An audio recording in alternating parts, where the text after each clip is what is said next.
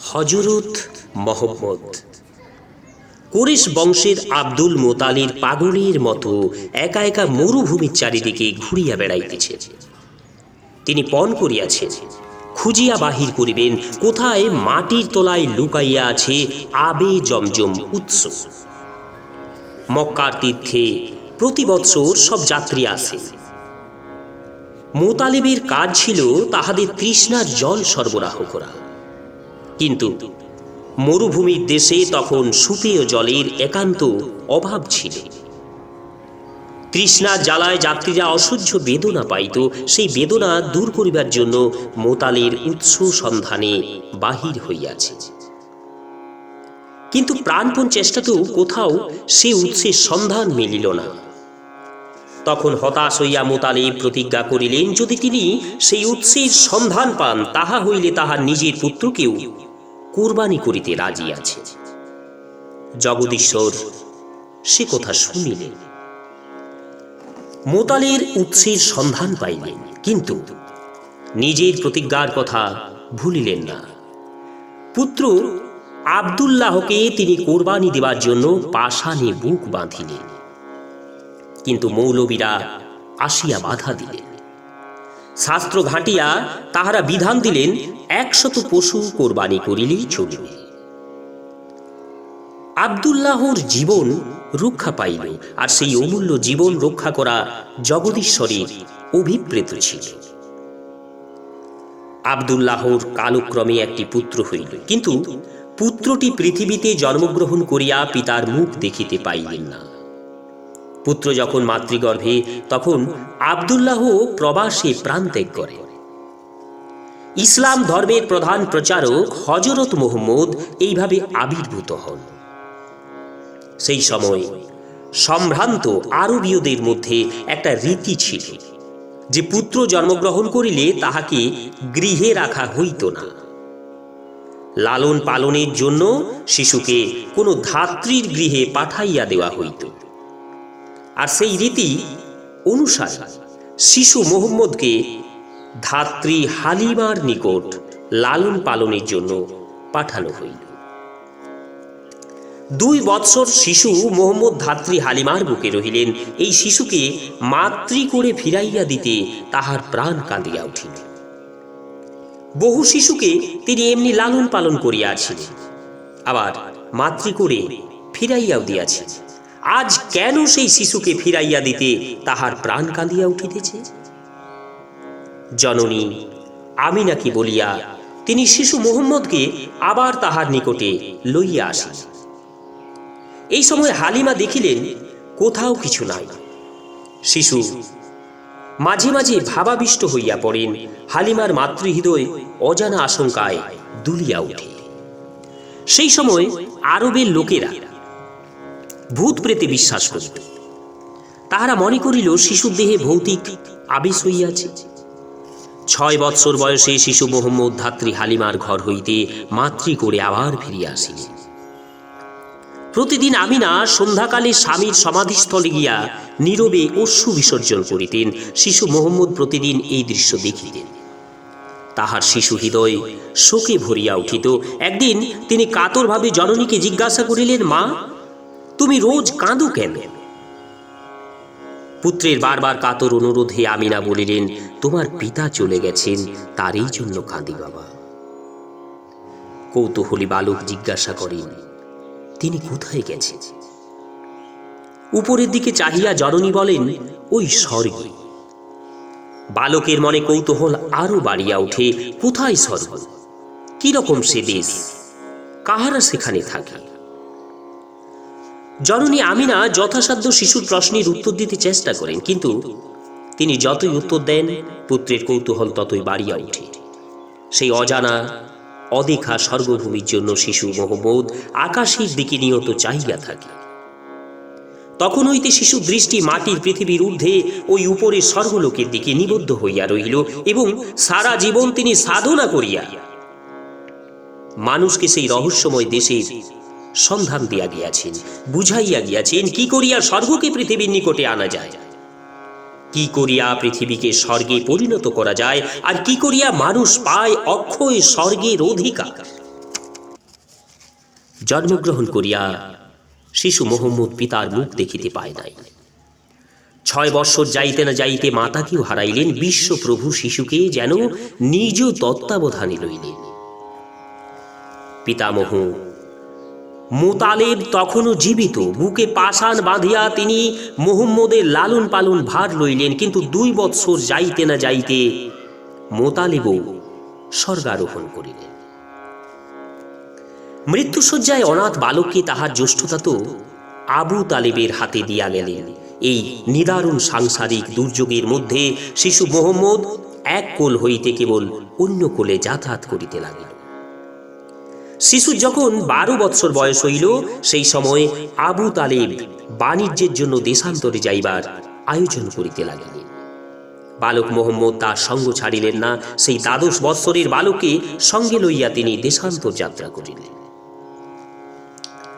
যে শিক্ষা ক্ষুদ্র পাঠশালায় সম্ভব হয় নাই, মুহাম্মদ বাল্যকালেই বৃহত্তর জগৎ এবং জীবনের সংস্পর্শে আসিয়া সেই শিক্ষা লাভ করিলেন।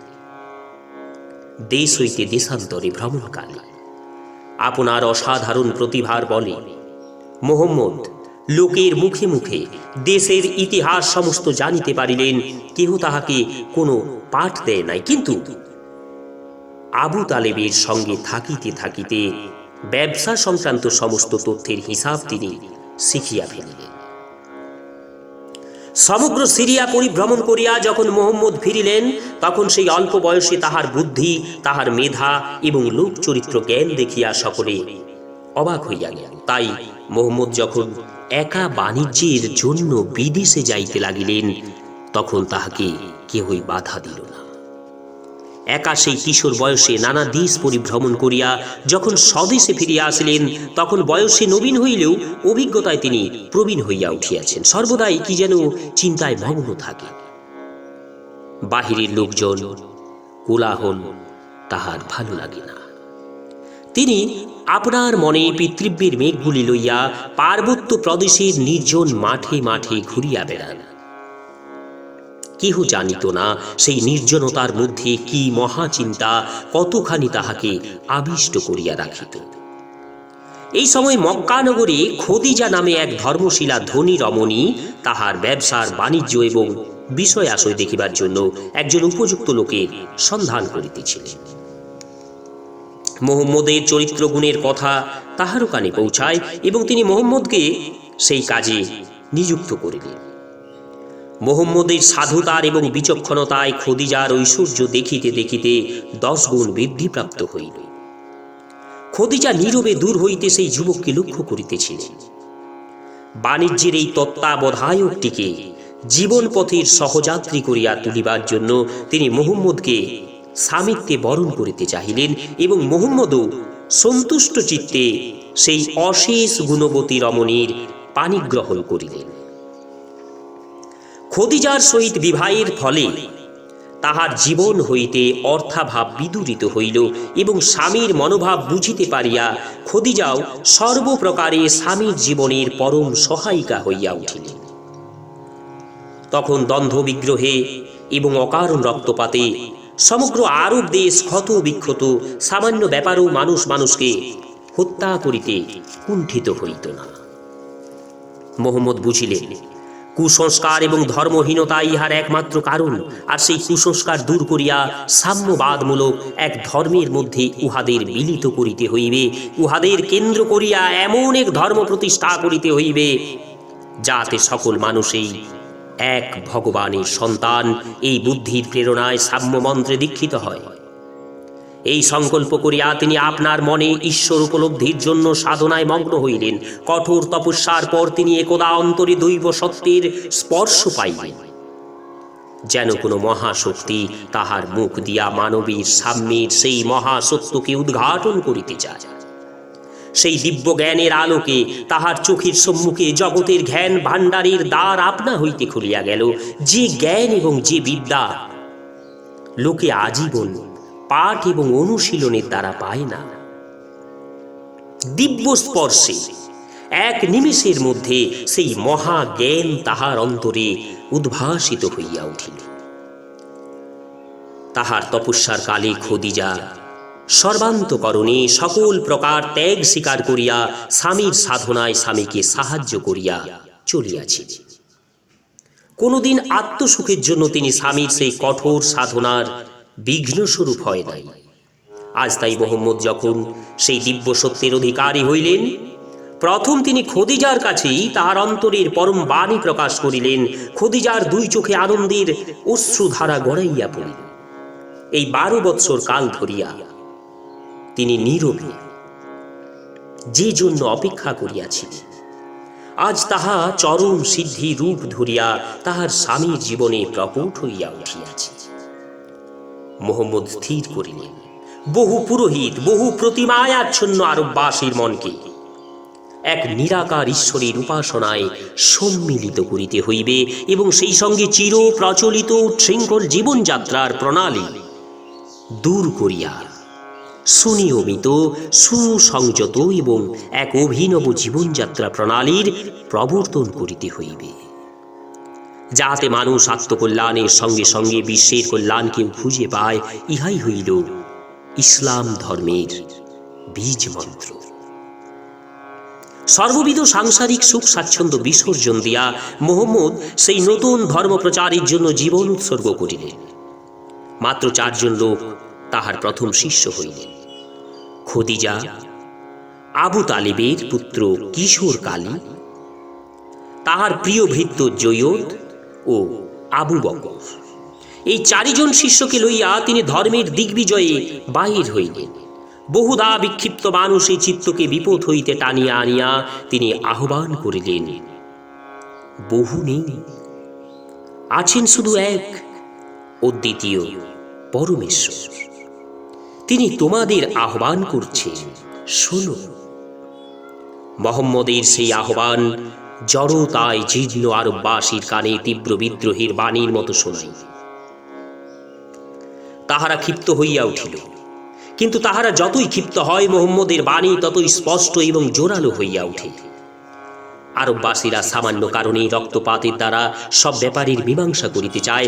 সেখানেই তাহাদের আজন্মলব্ধ সমস্ত সংস্কারের বিরুদ্ধে দাঁড়াইয়া তাহাদের ভ্রান্ত বলিয়া তিরস্কার করা সাধারণ শক্তির কাজ নয়।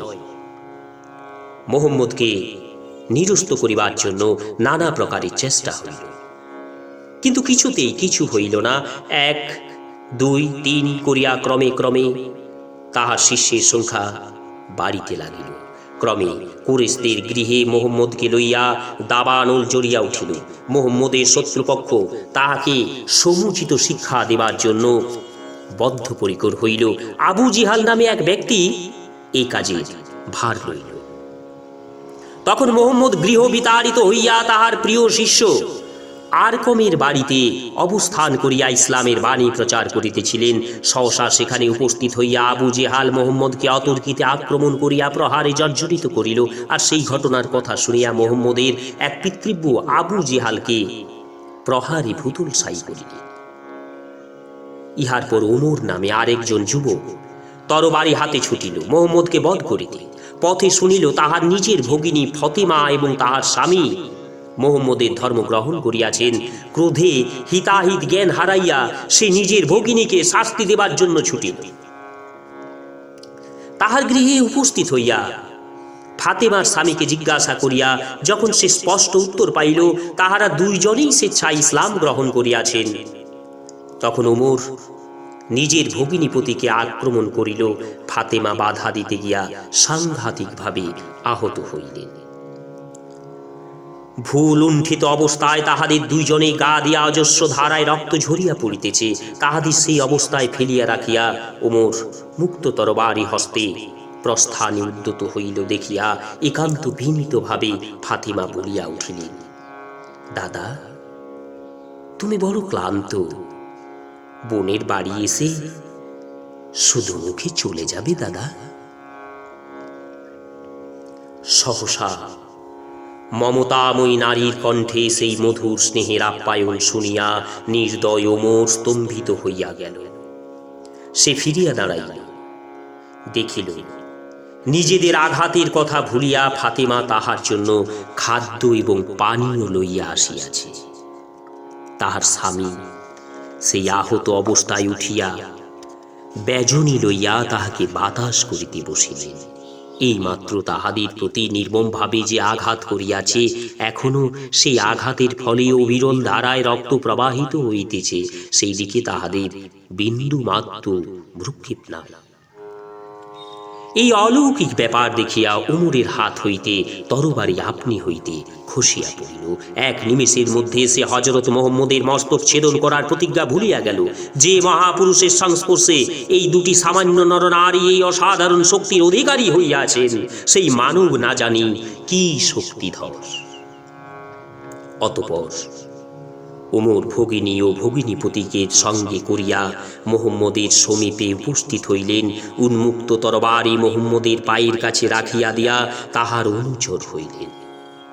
এইভাবে নিজের চরিত্র গুণে মুহাম্মদ একে একে তাহার পাশে যাহাদের আকর্ষণ করিয়া আনিলেন, তাহারা এক নিমেষের মধ্যে অলৌকিক শক্তির অধিকারী হইয়া উঠিলেন। কিন্তু মুহাম্মদের শত্রুপক্ষ নিশ্চেষ্ট হইয়া বসিয়াছিল না। তাহারা যখন দেখিল যে তাহাদের সমস্ত খণ্ড খণ্ড চেষ্টা ব্যর্থ হইল, তখন তাহারা সকলে একত্র হইয়া সমরসজ্জায় সজ্জিত হইল এবং দল শুদ্ধ মুহাম্মদকে বধ করিবার জন্য রওনা হল।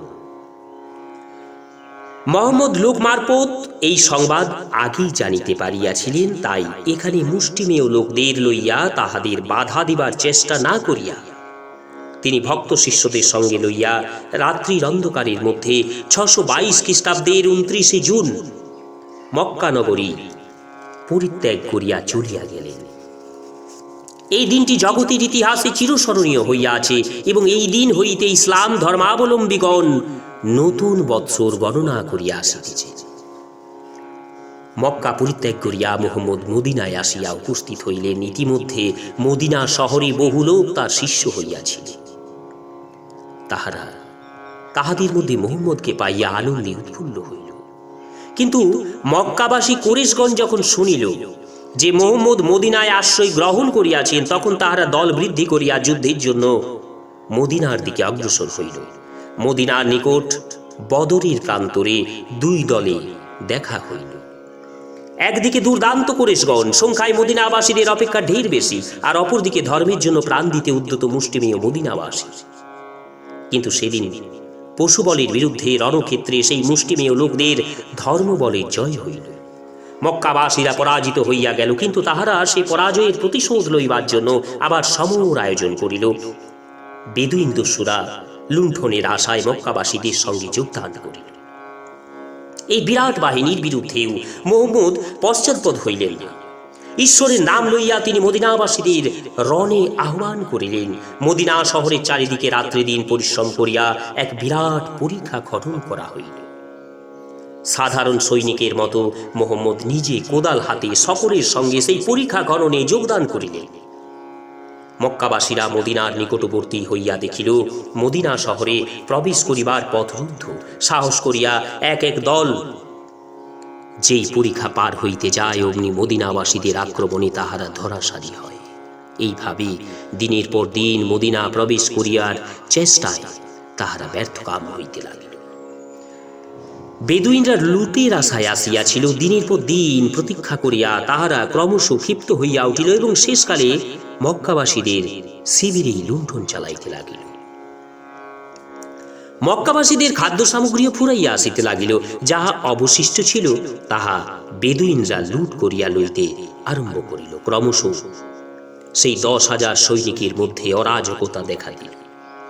কোন কোন দল বিরক্ত হইয়া ফিরিয়া গেল। এমন সময় একদিন রাত্রিকালে প্রবল ঝড় উঠিল। ঝড়ের সঙ্গে মরু বালুকা মিশিয়া এক মহা বিভীষিকার সৃষ্টি করিল। সহসা নিদ্রাভঙ্গে তাহারা দেখিল যে মুহাম্মদ তাহার সৈন্যবাহিনী লইয়া তাহাদের আক্রমণ করিয়াছেন। দেখিতে দেখিতে তাহাদের দলের সমস্ত সৈন্য ছত্রভঙ্গ হইয়া পড়িল। প্রবল ঝড়ে তাহাদের শিবির উড়িয়া চলিল। প্রাণ ভয়ে যে যেদিকে পারিল পলায়ন করিল। তারপর 6 বৎসর অতিবাহিত হইয়া গেল। মুহাম্মদের সঙ্গে মক্কা হইতে যেসব অনুচর আসিয়াছিলেন, তাহারা স্বদেশ দেখিবার জন্য ব্যাকুল হইয়া উঠিল। সম্মুখে পবিত্র রমজান মাস। মুহাম্মদও মক্কা তীর্থ যাইবার জন্য ব্যাকুল হইলেন। পুণ্য মাসে যুদ্ধ বিগ্রহ নিষিদ্ধ। তাই সমস্ত যুদ্ধাস্ত্র পরিত্যাগ করিয়া সাধারণ তীর্থযাত্রীর বেশে 600 মুসলমান সঙ্গে লইয়া মুহাম্মদ মক্কা তীর্থে যাত্রা করিলেন। কিন্তু কুরাইশগণ সুযোগ বুঝিয়া তাহাদের শিবির বেষ্টন করিয়া ফেলিল। নানাভাবে তাহারা মুসলমানদিগকে লাঞ্ছিত এবং অপমানিত করিতে লাগিল, কিন্তু মক্কা দর্শন না করিয়া মুহাম্মদ ফিরিতে চাহিলেন না। তখন কুরাইশগণ সন্ধির প্রস্তাব করিল, এই শর্তে যে সেই দিন হইতে 10 বৎসর পর্যন্ত কুরাইশগণ মুসলমানদিগের সহিত কোনো যুদ্ধ করিবে না, কিন্তু তাহার পরিবর্তে যে সমস্ত নাবালক আরব সন্তান অভিভাবকদের অনুমতি না লইয়া ইসলাম গ্রহণ করিয়াছিল, কুরাইশদের হাতে তাহাদের সমর্পণ করিতে হইবে। আপাতত লোকক্ষয় নিবারণের জন্য মুহাম্মদ সেই সন্ধিতে সম্মত হন এবং অক্ষরে অক্ষরে সেই সন্ধির শর্ত পালন করিতে লাগিলেন। এইভাবে কৌশলে তিনি 10 বৎসর কাল সময় পাইলেন, আর এই সময়ের মধ্যে তিনি অন্য সব দেশে ইসলাম প্রবর্তনের সাধনায় আত্মনিয়োগ করিলেন। কিন্তু 2 বৎসর যাইতে না যাইতেই কুরাইশগণ সন্ধির শর্ত ভাগিয়া মক্কাবাসী মুসলমানদের নির্যাতন করিতে লাগিল। এই 2 বৎসরের মধ্যে মুহাম্মদ নীরবে এক বিপুল মুসলমান বাহিনী গড়িয়া তুলিতেছিলেন। তিনি যখন দেখিলেন যে কুরাইশগণ সন্ধির মর্যাদা ক্ষুণ্ণ করিয়াছে, তখন তিনি তাহার সেই বিরাট বাহিনী লইয়া মক্কার বিরুদ্ধে অভিযান করিলেন। কুরাইশদিগের নেতা আবু সুফিয়ান বন্দী হইল। বন্দী অবস্থায় তাহাকে মুহাম্মদের নিকটে আনা হইল। মুহাম্মদ তাহাকে জিজ্ঞাসা করিলেন, আবু সুফিয়ান, তুমি এখন আমার বন্দী। নিরীহ মুসলমানদের উপর তুমি যে নির্যাতন করেছ তা স্মরণ করে বলো। তুমি আমার কাছ থেকে কি ব্যবহার প্রত্যাশা করো? হৃতবল আবু সুফিয়ান কাতরভাবে প্রাণ ভিক্ষা চাইল। মুহাম্মদ তৎক্ষণাৎ তাহাকে মুক্ত করিয়া দিলেন, বলিলেন, আমি কারো প্রাণনাশ করতে আসিনি, আমি এসেছি তোমাদের ভুল তোমাদের বুঝিয়ে দিতে। যদি তোমার ভুল তুমি বুঝতে পেরে থাকো, সেই আমার যথেষ্ট। আবু সুফিয়ান বিমুগ্ধ বিষয়ে গৃহে ফিরিয়া গেল। তাহার অন্তরে সেই ক্ষমা সুন্দর ব্যবহার এক মহা বিপর্যয় ঘটাইয়া দিল। একদা যে ব্যক্তি একান্ত নিষ্ঠুরভাবে মুসলমানদের নির্যাতিত করিবার জন্য তরবারি হস্তে ঘুরিয়া বেড়াইতেন, আজ সে নিজে সধর্মীদিগের নিকট সেই ইসলাম ধর্মের এক মুহাম্মদের গুণকীর্তন করিয়া বেড়াইতে লাগিল। মুহাম্মদ মক্কার দিকে রওনা হইলেন। তিনি ঘোষণা করিলেন, মক্কাবাসীরা আক্রমণ না করিলে তাহারা কেহই অস্ত্র স্পর্শ করিবেন না। কিন্তু কয়েকদল মক্কাবাসী সে কথায় কর্ণপাত না করিয়া গোপনে তীর ছুড়িতে লাগিল, কিন্তু তাহাদের সেই আক্রমণ অতি অল্প সময়ের মধ্যে প্রতিহত হইয়া গেল। তাহারা প্রাণ ভয়ে পলায়ন করিতে লাগিল। মক্কাবাসীরা ঘরে ঘরে প্রমাদ গণিতে লাগিল, বিজয়ী মুসলমান বাহিনী এতদিন পরে তাহাদের সমস্ত নির্যাতনের প্রতিশোধ লইবে। সেই ভয়াবহ প্রতিশোধের কাল্পনিক চিত্রে তাহারা ভয়ে ঘর ছাড়িয়া পলাইতে আরম্ভ করিল। কিন্তু কিছুকাল পরে তাহারা সুবিস্ময়ে দেখিল যে বিজয়ী সৈন্যকে পিছনে রাখিয়া শূন্য হস্তে ফকিরের বেশে মুহাম্মদ মক্কা ধামে প্রবেশ করিতেছেন। তাহার হাতে তরবারি নাই, তাহার আশেপাশে কোনো সশস্ত্র রক্ষী নাই। মুহাম্মদের সেই ক্ষমা সুন্দর অপূর্ব বিজয় মূর্তি দেখিয়া কুরাইশগণের বর্বর চিত্ত মুগ্ধ হইয়া গেল। বাধ্য হইয়া তাহাকে তরবারি ধারণ করিতে হইয়াছিল, কিন্তু প্রেম দিয়াই তিনি অন্তর জয় করিলেন।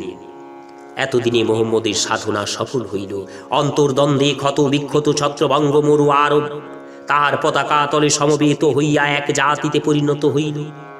দেখিতে দেখিতে মুহাম্মদের প্রভাব মরু আরব ছাড়াইতে আশেপাশে রাজ্যে সঞ্চারিত হইল। তাহার পাশে তখন একদল নতুন বীর মানবের সৃষ্টি হইয়া আছে।